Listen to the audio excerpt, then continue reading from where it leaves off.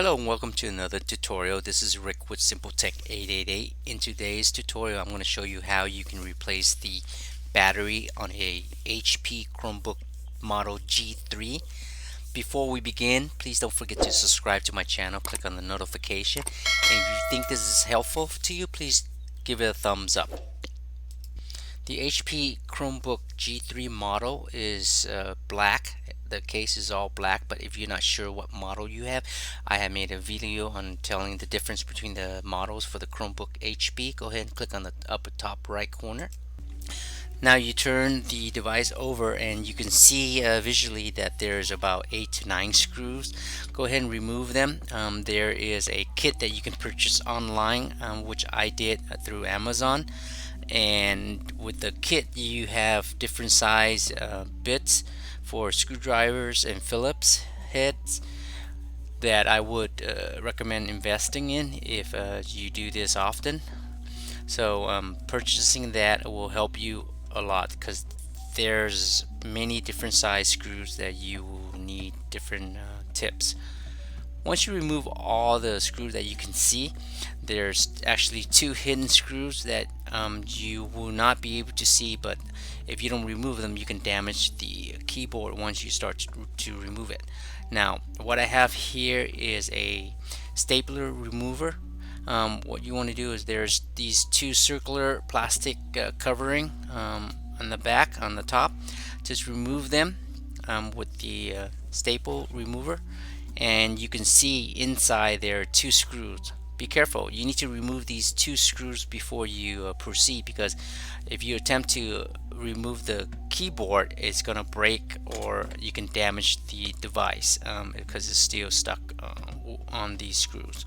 So remove them, and then we'll go ahead and flip it over and we'll start taking out the keyboard. Once all the screws have been removed, go ahead and use that little staple remover and pry it in between the keyboard and the case. Once you are under it, just twist it a little bit and it should pop up. There are a few clips that hold the keyboard down, and without this tools you won't be able to pop it up. Just be careful, take your time and go through the entire keyboard edge and just snap it out by twisting it a little bit, and then that should release the keyboard from the case. Just take your time and just do it slowly.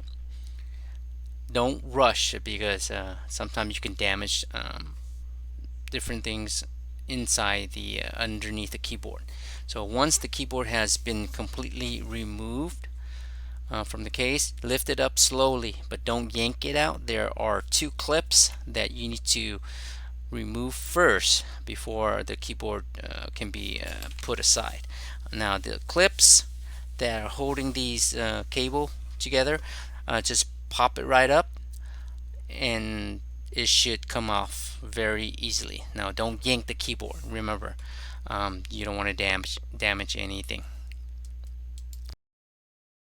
Now that the keyboard has been removed, just put it aside.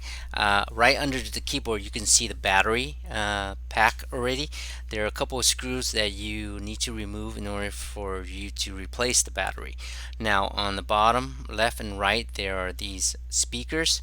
You can actually remove them if you want to make it easier for you. Just be careful, there's wires on those speakers that you don't want to damage. So every screw that you see that is holding the battery to the case, just go ahead and remove it. There shouldn't be too many.